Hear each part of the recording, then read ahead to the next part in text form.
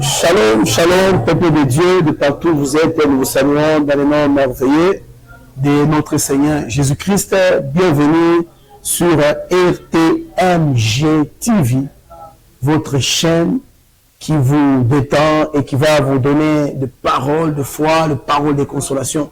Moi, c'est le révérend pasteur Patrick Kapepula. Et aujourd'hui, nous allons partager avec vous sur un très bon thème intitulé « La compassion de Dieu ». Sans plus tarder, nous allons lire la parole de Dieu dans le psaume 145, le verset 8 à 9. Écoutez ce que la Bible nous dit dans le psaume 145, verset 8 à 9. Il est dit « L'Éternel est miséricordieux et compatissant, lent à la colère et plein de bonté. » Verset 9, « L'Éternel est bon envers tous et ses compassions s'étendent sur tous ses œuvres. » Parole du Seigneur. Avant d'entrer en profondeur du message, nous allons d'abord expliquer le mot compassion. Avoir compassion signifie aimer tendrement. C'est ça la nature de Dieu. Dieu aime beaucoup et Dieu veut soutenir l'homme qu'il a créé à son image. Deuxième définition, la compassion signifie faire miséricorde, c'est-à-dire avoir le souci de faire du bien. Troisièmement, la compassion peut aussi définir comme avoir le désir de bien faire quelque chose. C'est ça la nature de Dieu. Dieu veut verser son amour sur la créature. Dieu veut verser son amour sur les hommes et les femmes qui sont sur la terre. Et il y a une chose qui bloque les gens à vivre la manifestation de Dieu dans leur vie, c'est le travail du diable. Et nous allons comprendre ça dans le livre des Corinthiens, le chapitre 4, verset 4. Nous allons lire la parole de Dieu, des Corinthiens 4. Écoutez ce que la Bible nous dit. La Bible dit ceci: si notre évangile est encore voilé, il est voilé pour ceux qui périssent. Pour les incrédules dont le Dieu de ces siècles a aveuglé l'intelligence afin qu'ils ne vissent pas briller la splendeur de l'évangile de la gloire de Christ, qui est l'image de Dieu. C'est-à-dire le diable est en train de travailler pour aveugler les gens, afin que les gens ne parviennent pas à croire à la vérité, afin que les gens ne parviennent pas à vivre la réalité du royaume. Et le diable travaille pour les bloquer en les plongeant dans l'incrédulité. Mais cette parole de la foi que nous prêchons a pour objectif de déchirer le voile, d'annuler le voile, afin que la parole de la foi puisse pénétrer dans la vie de tout celui qui écoute la parole de Dieu, dans la vie de tout celui qui a foi dans cette parole de l'Écriture. Lui-même a dit, ma parole est comme la pluie, elle ne peut jamais retourner à moi sans produire des effets. Dans la parole de Dieu que nous écoutons, ça nous connecte au miracle, ça nous connecte à la vie de Dieu, ça nous connecte à la restauration, ça nous connecte à la guérison, ça nous connecte à la vie. Que le Seigneur vous bénisse. Mais nous devons comprendre, bien aimés dans le Seigneur, que Dieu, il est disponible à verser ses bénédictions, il est disponible à guérir nos maladies. Mais le problème, c'est enlever les forteresses qui sont dans votre tête pour permettre à Dieu de se manifester dans votre vie. Et vous allez comprendre avec moi, Jésus était constamment ému de compassion et il guérissait tous les malades. Ce qui faisait la base de la manifestation du miracle de Dieu, de Jésus, dans la vie de plusieurs, c'était l'esprit de compassion. Et vous allez comprendre avec moi, bien aimés dans le Seigneur, partout où Jésus a eu compassion, le miracle prenait place. Et nous aussi, nous vous enseignons à avoir la foi dans la compassion de Dieu. Lorsque tu as la foi dans la compassion de Dieu, sache que tu ouvres une brèche à Dieu de se manifester. Quand tu enlèves les incertitudes, quand tu enlèves les doutes, tu ouvres la porte à Dieu de manifester le miracle dans votre vie. Et je crois, ce sera ton partage au nom de Jésus-Christ. La plus grande caractéristique de notre Dieu, c'est l'amour.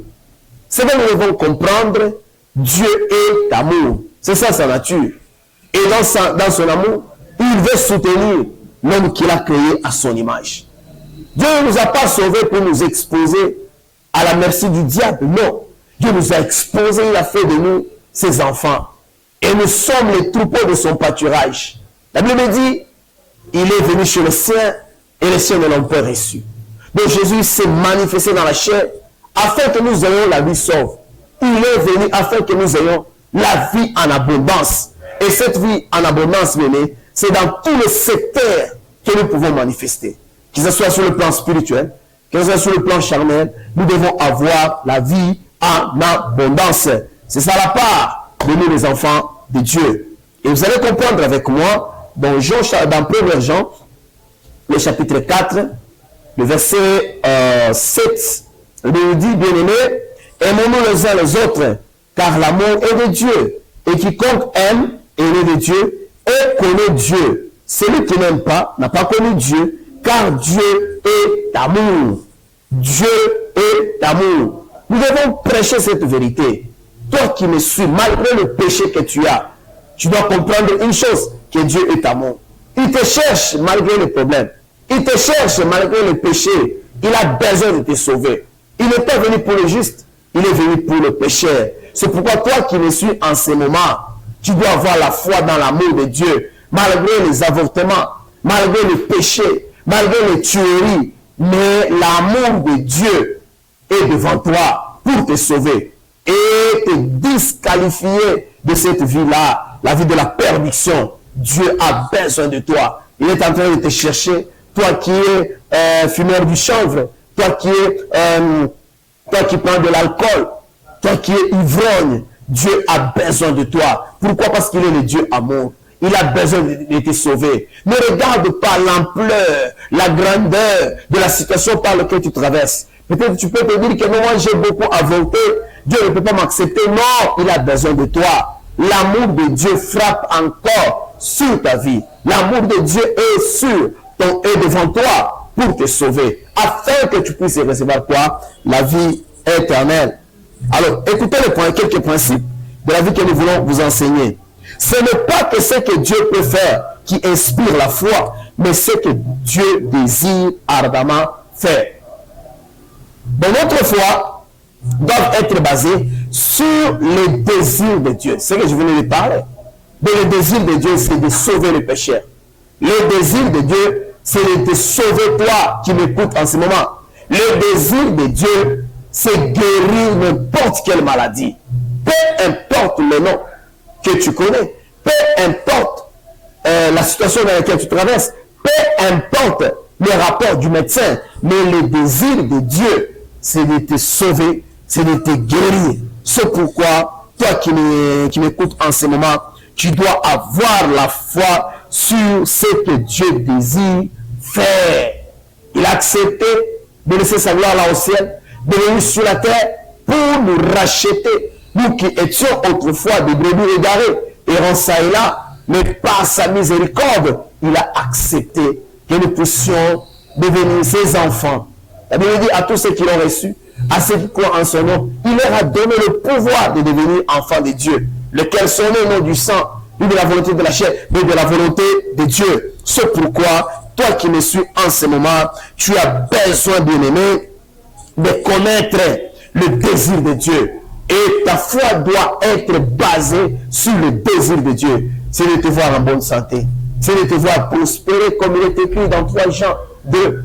Je voudrais que tu prospères à tous égards et que tu sois en bonne santé. Dieu veut te voir en bonne santé. Dieu veut renouveler sa bonté chaque matin afin que tu sois en bonne santé et que tu prospères aussi à tous égards. Parce qu'avec la maladie, tu ne peux pas prospérer. Avec la maladie, on peut te remplacer au boulot. Avec la maladie, on peut te bloquer. Avec la maladie, tes projets vont échouer. Mais si tu as la bonne santé, tu peux faire de grands projets. C'est pourquoi tu dois comprendre que Dieu veut que tu sois en bonne santé pour que tu puisses vivre le merveille, tu puisses vivre le plan de Dieu, afin que tu puisses encore manifester la gloire de Dieu, la splendeur de Dieu dans ta vie.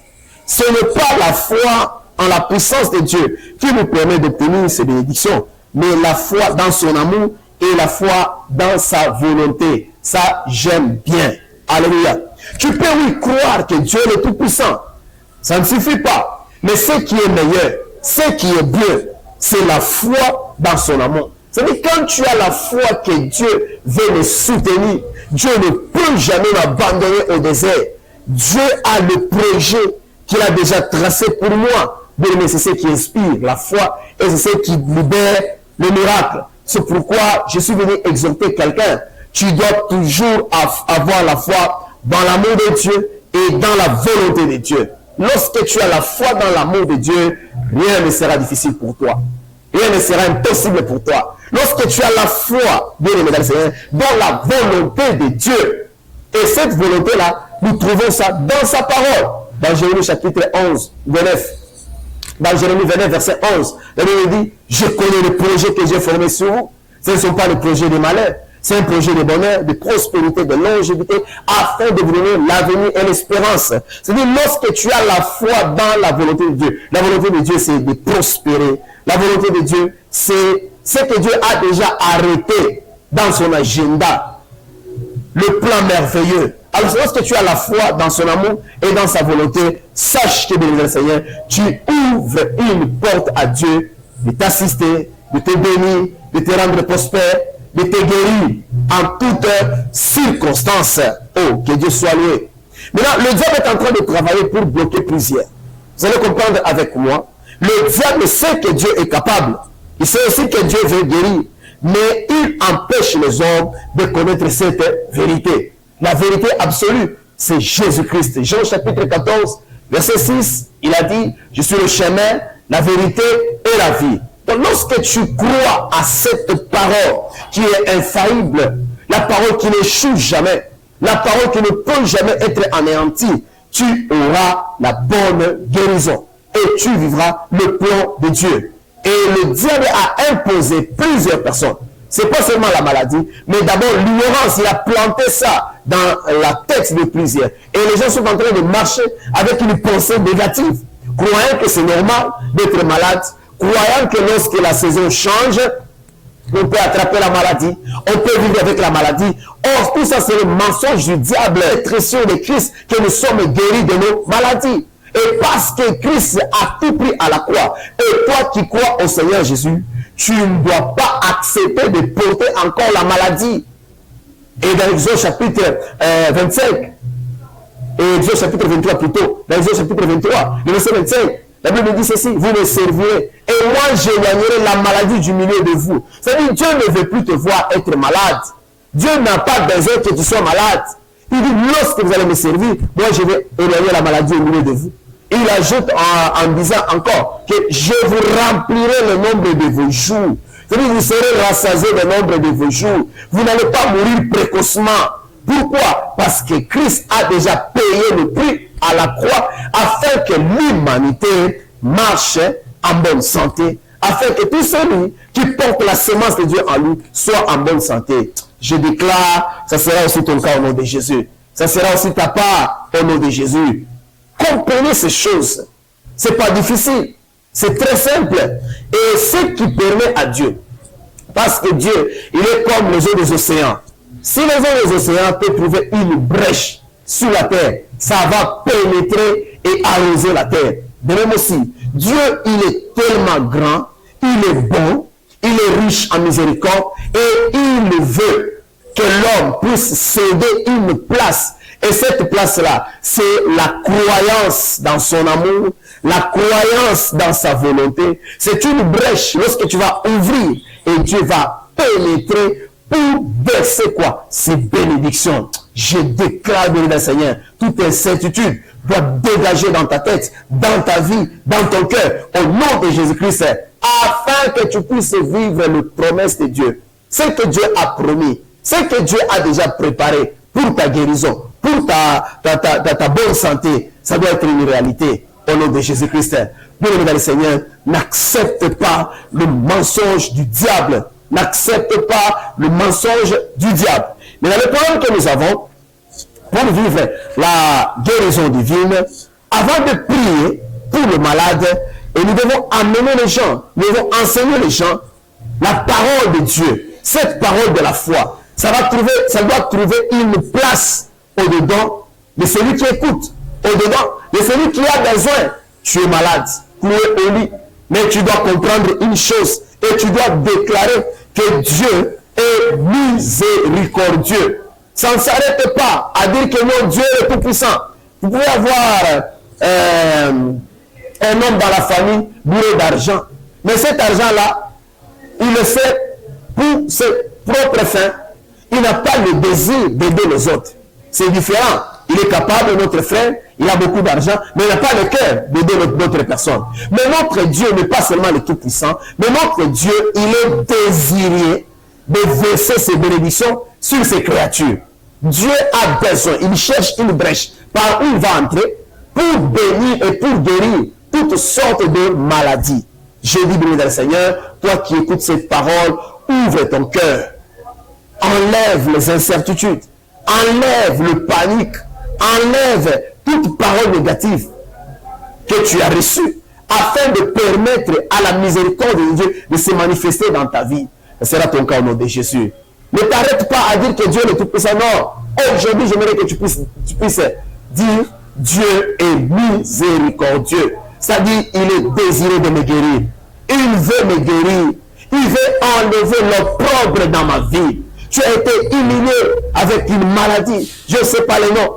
Ces noms-là, c'est un nom que tu connais. Ces noms-là, c'est le docteur qui t'a donné le rapport. Ça, c'est tel cancer. Ça, c'est telle maladie. Mais il y a un nom qui est au-dessus de tout nom. C'est le nom de Jésus. Et ce nom-là, nous faisons confiance. Parce que ça n'échoue jamais. C'est dans ce nom-là que nous prêchons l'évangile. C'est dans ce nom-là que nous avons le salut.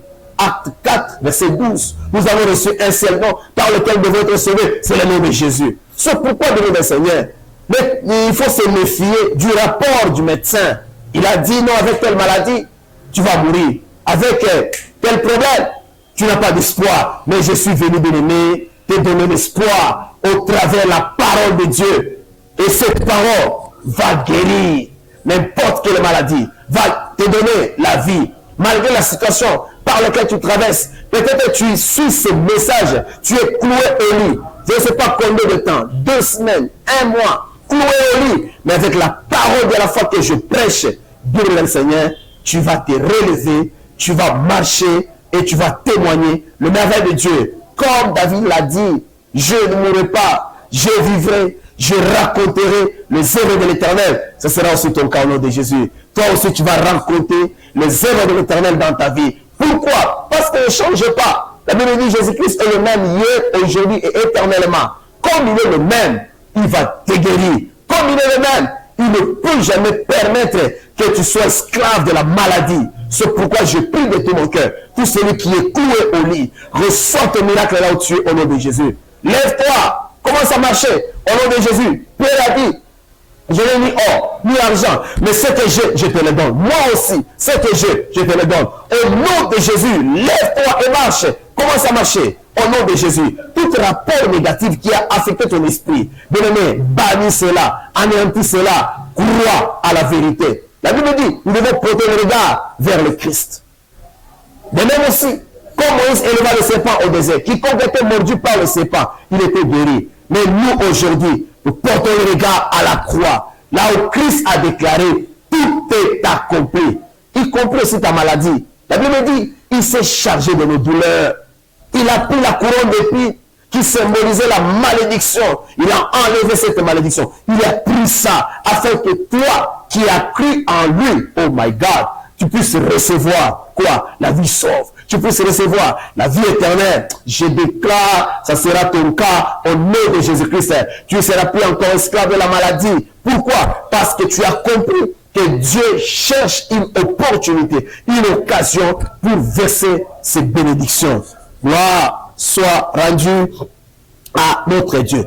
Une autre attitude de notre Dieu, c'est la bienveillance. La bienveillance est le grand attribut de notre Dieu. Si vous voulez donc lui permettre de faire le miracle et tous les obstacles qui l'empêchent d'exercer sa bienveillance. Donc tu dois enlever les ondes d'incertitude. Tu dois enlever les doutes. Tu dois enlever le panique. C'est dans le calme que l'Éternel se manifeste. Alors moi, la chose que je voulais apporter aujourd'hui dans ta vie, tu dois croire à la bienveillance de Dieu. Peu importe la situation. Même si la situation est rétrogradée, même si la situation ne donne pas de bons résultats, au regard des yeux, mais une chose ne cesse de croire. Aussi longtemps que tu respires, ne cesse de croire à la bienveillance de Dieu. Notre Dieu, il est bon, compatissant. La Bible dit, les yeux de l'Éternel parcourent toute la terre pour soutenir ceux qui ont le cœur brisé. Ce sera ton cas aussi au nom de Jésus. Dieu ne nous a pas sauvés pour nous laisser à la merci du diable jamais. C'est un Père responsable. Il nous a promis, il dit, je serai avec vous jusqu'à la fin du temps. Donc il est avec nous. Il veut nous soutenir. Il veut nous aider. Et il veut que nous soyons en bonne santé. C'est pourquoi toi qui écoutes cette parole, refuse le mensonge du diable. Et le mensonge du diable, c'est quoi? On va te dire que non, après le changement de saison, il y a des maladies. Et toi aussi, tu crois à ça. C'est le mensonge du diable. Ne crois pas à cela. Je parle à quelqu'un qui m'écoute en ce moment. C'est normal d'être en bonne santé du 1er janvier au 31 décembre. Pourquoi? Parce que le prix a été payé à la croix de Golgotha. Lorsque notre Jésus a dit, tout est accompli, y compris aussi ton cas. Tu ne dois pas être esclave de la maladie. Et toi, n'accepte jamais le mensonge du diable. Il y a de ceux-là qui se disent, non, moi, j'ai ma maladie, c'est la maladie des tensions. Moi, j'ai ma maladie, c'est hypertension. Non, refuse ces choses-là. C'est le mensonge du diable. Tu n'as pas été créé pour vivre ces choses-là. C'est le mensonge du diable. Tu n'as pas été créé. Ton corps ne pas les dépôts pharmaceutiques. Non. Refuse le mensonge du diable. Il y a un prix que Jésus avait payé à la croix.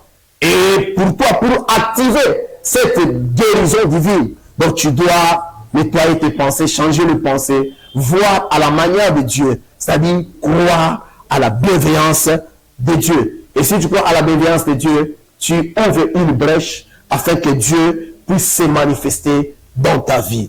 Et bien aimé dans le Seigneur, la chose que tu dois croire, Dieu, il est infiniment bon.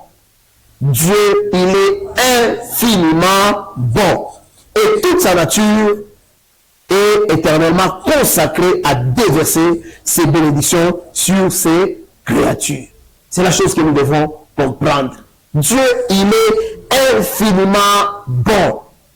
Même si on te dit non, le diable prépare quelque chose, bien, je te dis, Dieu, il est infiniment bon. Toi qui écoutes la parole de Dieu, ton âme a coûté trop cher à notre Seigneur pour sauver.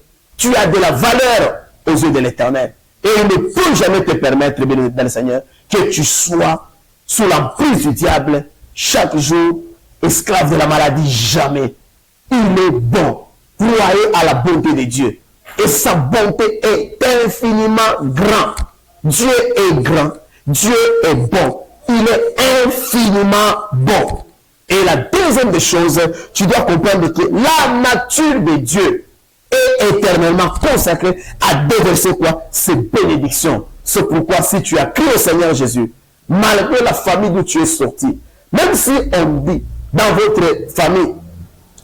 famille, il y a une maladie qui pèse.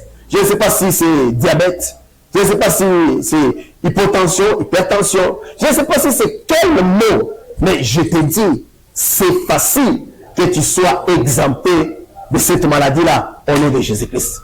Je te dis, c'est facile. Pourquoi? Parce que quand tu comprends que Dieu veut toujours, j'exagère bien, toujours déverser quoi? Sa bénédiction. Bien, tu comprendras que toi, ces problèmes-là ne doivent pas te concerner au nom de Jésus-Christ. Que le Seigneur vous bénisse. Je vais prier avec toi parce que j'ai la foi de la guérison. Tendre Père, j'abandonne mon bien-aimé qui m'écoute en ce moment. Je déclare la guérison miracle au nom puissant de Jésus-Christ. Marc 16, 17 me dit, voici les miracles qui accompagneront ceux qui auront cru en mon nom. Ils chasseront les démons. Ils imposeront les mains aux malades et les malades seront guéris. Je déclare tout mot qu'on t'a imposé est nul, anéanti, sans effet, au nom puissant de Jésus. Je te commande, lève-toi, sors du lit, commence à marcher, au nom de Jésus. Toute partie qui était affectée, tout compartiment qui était affecté par la maladie. Je déclare la guérison miracle au nom puissant de Jésus-Christ. Lève-toi, commence à marcher. C'est ta saison. Commence à témoigner le miracle de Dieu. Fais un mouvement. Si tu ne faisais pas le mouvement, sors du lit là où tu es cloué. Commence à marcher. Fais un mouvement. Tu es guéri. Au nom puissant de Jésus-Christ. Amen. Dieu révérend pasteur Patrick Kapepula. Que Dieu vous bénisse.